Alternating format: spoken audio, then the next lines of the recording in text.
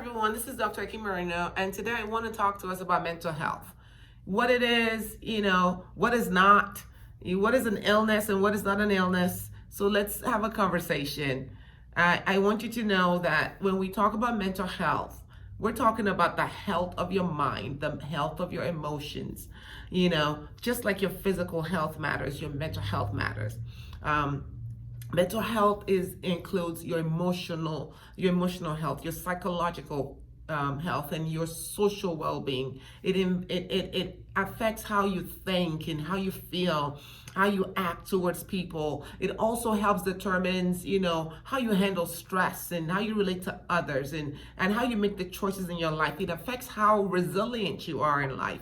Mental health has to do with every aspect of your life, spiritually, emotionally, cognitively, every aspect, economically, every aspect of your life. How well are you thriving in life? How well are you doing that? We want you to be emotionally healthy. We want you to be, psychologically healthy. We want your mind to be strong, to be of a sound mind. That's what we want you to be. And so when I looked at some definitions, two definitions I just want to share with you. American Psychiatric Association defines mental health as a foundation for emotions, thinking, communication, learning, resiliency, and self-esteem. Mental health is also a key to relationships, personal and emotional well-being, and contributing to the community or your society. The World Health Organization, WHO, this defines mental health as a state of well-being in which the individual realizes his or her own abilities, can cope with the normal stresses of life, can work productively and fruitfully, and is able to contribute to his or her own community. So, basically living your best life. That's what mental health is. Like, seriously, living your best life, being the best person you can be. Do you struggle with anger? Well, try to work on that so you're not so angry all the time. Do you struggle with with addiction? Working on that so that you can overcome. Just living your best life, being your best self. That is just the very simple definition of what mental health is. When things start to happen in life, and you start getting, some not so healthy conditions or behaviors in your life or feelings in your life, well, we just start wondering what's going on, but doesn't mean that you're mentally ill. But let's look at some of the things that happen. Some early warning signs that something is off. Okay. Eating too much, sleeping too much, not sleeping enough, not eating enough, pulling away from people, all your usual activities, low energy, no energy, feeling numb all the time, feeling like nothing matters, you're having unexplained aches and pains, feeling helpless, feeling hopeless, smoking, drinking, or any type of addiction, going to the shopping when you don't have any money to shop, using drugs, any type of addiction, feeling unusually confused, forgetful, you're on edge, you're angry, you're upset, worried or scared, yelling and fighting with families and friends, experiencing severe mood changes that causes problems in your relationships, having persistent thoughts, automatic negative thoughts. I call them, they're called ants, memories that you can't get out of your head, hearing voices, believing things that are not true, thinking of harming yourself or others, inability to perform daily tasks like, taking care of just your normal life. When these things are happening to you, we got to look at it. Doesn't mean that you're mentally ill. It could be a physiological problem. It could be just that you're tired. It means that you need enough sleep. But those are signs that we just need to take a look at. So there's something called mental distress. We usually call it stress, right? It is the inner signal of anxiety or stress that a person has when something in your environment is demanding that you adapt to a challenge. And that is normal part of life. So, for example, you're writing a test, you're going to take a quiz, you're going to give a presentation, you're going to get married, you're asking someone to go out on a first date, you need to say something to your friend, you don't know how to say it, you're failing to make a deadline, all of these things are going to activate something in you called the, fight or flight response, stress signals or the stress response. And the stress response has different components to it. Emotions and feelings. You start, you can start worrying, you feel excited, you feel energized, you could feel unhappy, you could feel annoyance, whatever is your response to that thing, to whatever is that challenge. There is always an emotional response to it. There's also a cognitive response to it. The cognitive response to it is, I'm up to the challenge. I'm so excited I can do this, or I'm not good enough. I wish, this hadn't happened, you all kinds, this is going to be difficult, but I can do it, maybe I should go talk to somebody.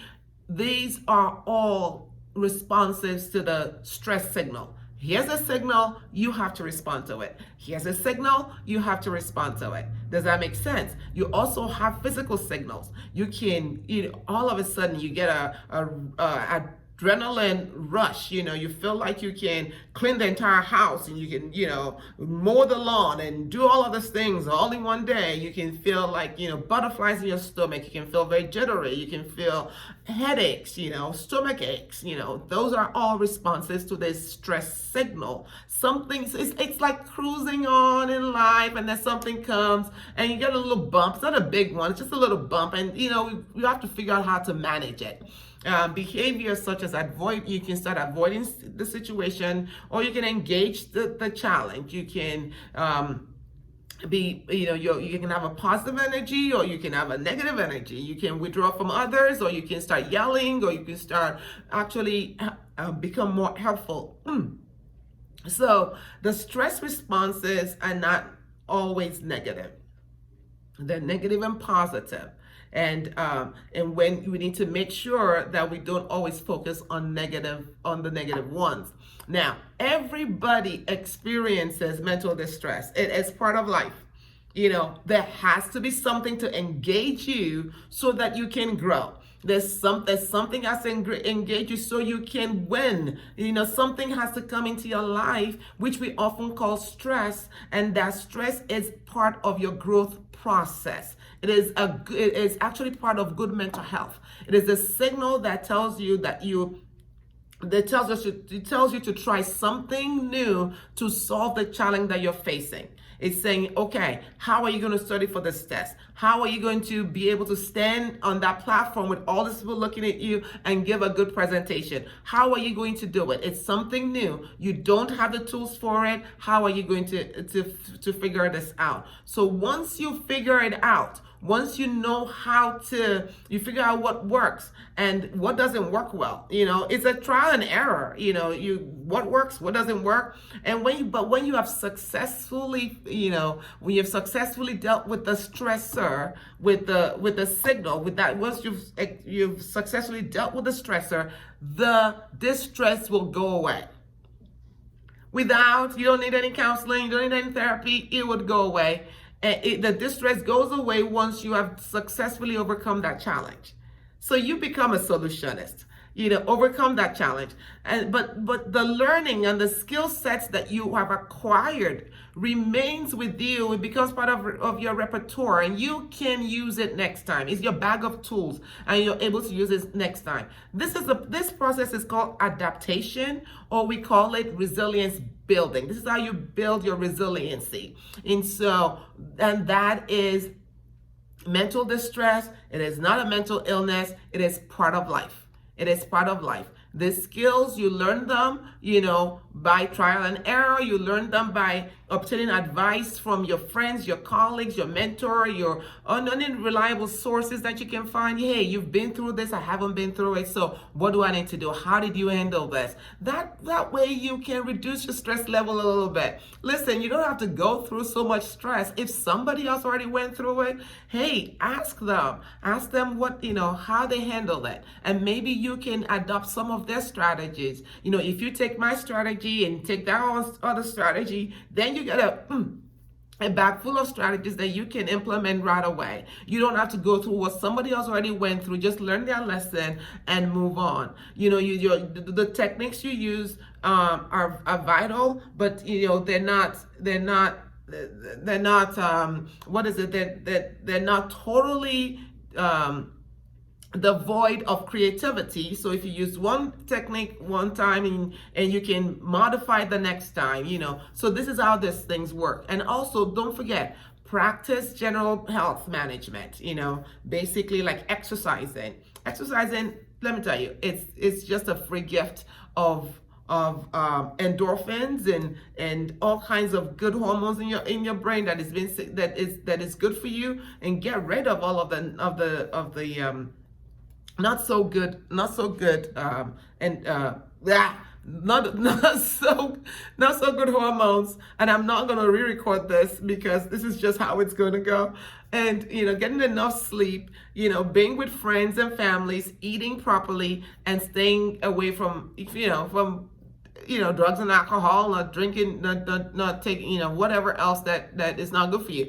Just practice living a more balanced life. That's living the best life. That's being the best of yourself. I tell people all the time, when we're working on a skills for you to make you a better person, don't do it for somebody else. Do it for you. Do it so that you can be a better person, so that you can be happy with yourself. You can look yourself in the mirror and say, you're okay. You're okay. All right. So the second thing we're going to look at is just mental health problems. Sometimes you can have when their mental health problem arises when a person is faced with a much larger stressor than usual, not like the ones we just mentioned earlier.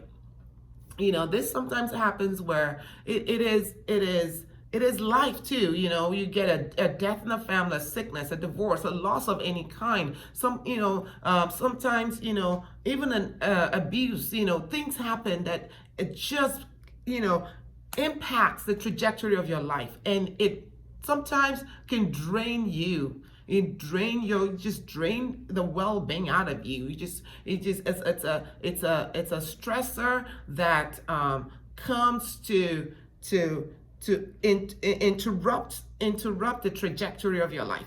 And when we go through this, there are strong negative emotions that accompanies it. So you're going to be sad.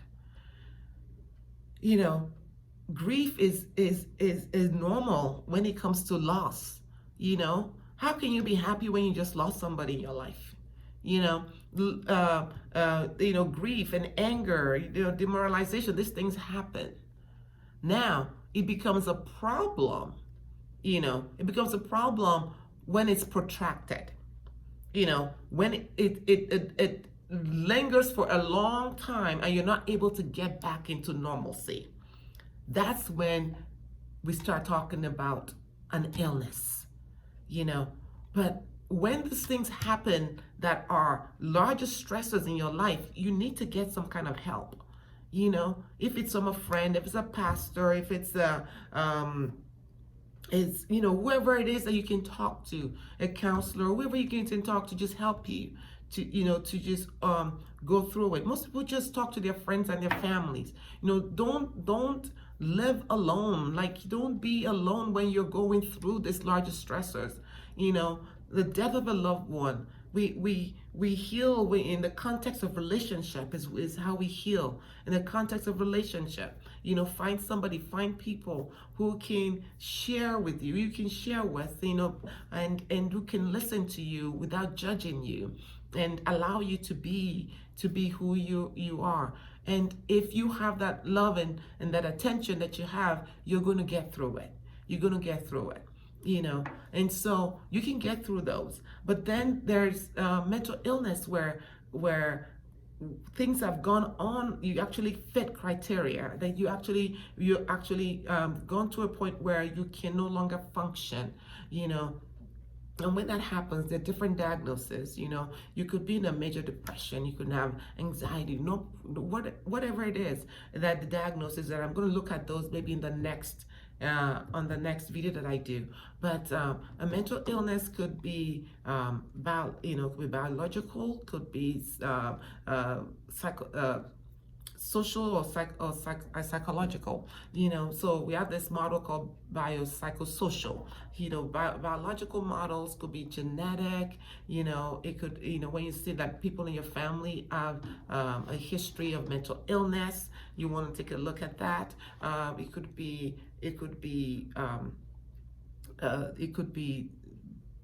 psychological, it could be social cultural. So you want to look at what those influences are. The biological influences are genetic. They could be genetic, but it could also be a physical trauma to yourself. It could be an infection. It could be your nutrition. It could be toxins. It could be hormones. Some of these things can actually engineer an illness. So we have to make sure, we have to rule it out and make sure that it's these are things that can be addressed with your medical doctor and things like that. But then you also have psychological, and that has to do with your coping skills, your perception, your temperament, your social skills, your self-esteem, your attitudes. What are your belief systems? Those are the kind of things. If you experience any kind of emotional turmoil or your negative thinking, all of these things that are part of the psychological component of it. And then you have the social and the environmental. You could live in a world where there's racism and there's sexism and all kinds of isms, and this is going to impact you. You could be in a culture where there's just severe poverty that could impact you. So we want to look at what's going on socially, environmentally for you. And I think the confluence of all three, biological, psychological, and social, should actually be what creates the mental illness. And so and for that, you're going to need a diagnosis, and so that you can be taken care of.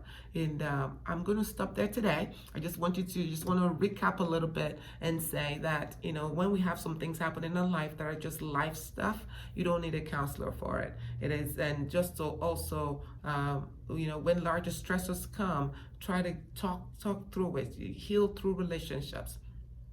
And then when you have an illness, you need to see a professional mental health provider, which is the therapist, the psychologist, the psychiatrist, the different types of counselors. And so that's important. Your mental well-being is part of your health, so you have to take care of your mental health.